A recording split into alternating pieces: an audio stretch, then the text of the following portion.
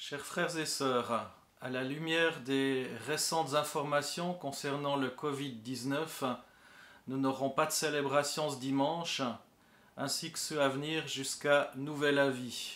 En effet, les autorités sanitaires valaisannes m'ont demandé de renoncer à organiser nos rencontres ou événements de toutes sortes, même s'ils regroupent moins de 50 personnes. Il ne s'agit pas, vous le comprendrez bien, de tomber dans la panique ni un manque de foi, mais d'être solidaire et respectueux avec ce que nos autorités nous ont demandé.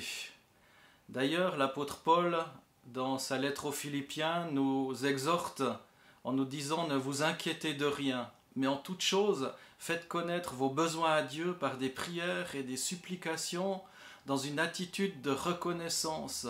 Et la paix de Dieu, qui dépasse tout ce que l'on peut comprendre, gardera vos cœurs et vos pensées en Jésus-Christ. » Ça veut dire donc, ce que je vous ai dit tout à l'heure, que nous n'aurons pas de culte ensemble ces prochains dimanches. Nous n'aurons pas de groupe de maison jusqu'à nouvel avis. Les temps d'études bibliques seront en pause également. Je cherche une solution technique pour vous proposer de vivre les temps d'études bibliques depuis chez vous ou via une application informatique.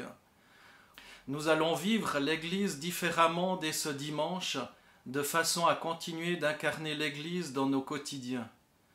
Plus d'infos sur les possibilités de vivre l'Église vous seront prochainement communiquées. Nous cherchons encore des solutions techniques et vous en dirons plus dès que possible. Ce dimanche, malgré le fait qu'il n'y aura pas de rassemblement à la rue de la Moya, nous aurons l'occasion de proposer une prédication. Elle sera disponible sur notre site internet dès 14 h dimanche après-midi ou via les réseaux sociaux, YouTube, etc. Nous vous proposons de vous joindre à nous dans la prière en restant chez vous évidemment, ce dimanche 15 mars de 10 h à 11 h 30. Je vous propose 3 points pour alimenter votre temps de prière de demain matin ou à chaque instant lorsque vous le souhaitez. Le premier point, prier pour les autorités. On ne peut pas s'imaginer les pressions qu'ils subissent, les décisions difficiles qu'ils doivent prendre, qui sont certes impopulaires aussi. Certains pensent qu'ils vont trop loin, d'autres vont penser qu'ils ne vont pas assez loin. Prions pour nos autorités. Deuxièmement, prions aussi pour les services sanitaires. Nos services sanitaires, médicaux, d'urgence font face à des difficultés énormes, des horaires de travail prolongés, des congés qui ont été annulés, de la détresse aussi des familles qui ne peuvent pas visiter leurs proches. Pensons à tous ces services sanitaires et prions pour eux.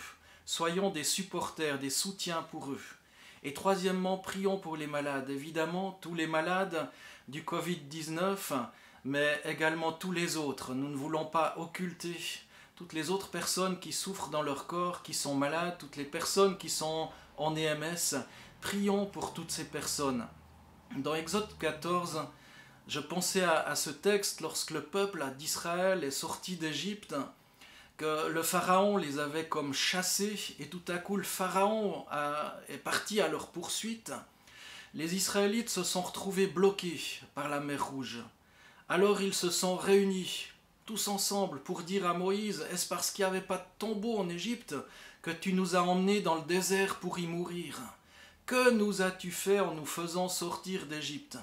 Vous imaginez la détresse de Moïse face à ce peuple, 1 million de personnes qui se retrouvaient acculées face à la mer Rouge et qui tout à coup en voulaient à la peau de Moïse. Et Moïse a été cet homme de Dieu, inspiré par Dieu. Et il leur a dit tous ensemble, n'ayez pas peur, restez en place et regardez la délivrance que l'Éternel va vous accorder aujourd'hui. En effet, les Égyptiens que vous voyez aujourd'hui, vous ne les verrez plus jamais. C'est l'Éternel qui combattra pour vous.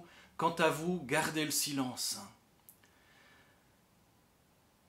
Vraiment considérons le Seigneur qui veut venir au secours de notre pays, de l'Europe et de tous les pays qui sont touchés par ce Covid-19. Prions, intercédons.